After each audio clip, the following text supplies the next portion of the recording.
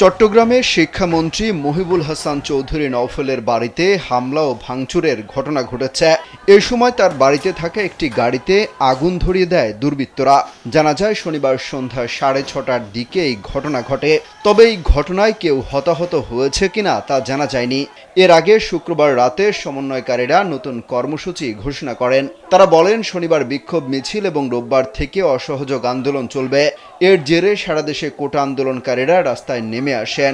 রাজধানী ঢাকা সহ দেশের বিভিন্ন জায়গায় বিক্ষোভ মিছিল হয়। তবে নতুন করে শনিবার কোথাও বড় ধরনের সংঘাত সহিংসতার খবর পাওয়া যায়নি। খামেরা তো দাগ হয় কিভাবে? এই যে ভাবি, দাগও যাবে রাগও যাবে। নিন চাকা সুপার হোয়াইট। এমন পরিস্থিতিতে আন্দোলনকারীদের সাথে আলোচনায় বসার কথা জানিয়েছেন প্রধানমন্ত্রী শেখ হাসিনা।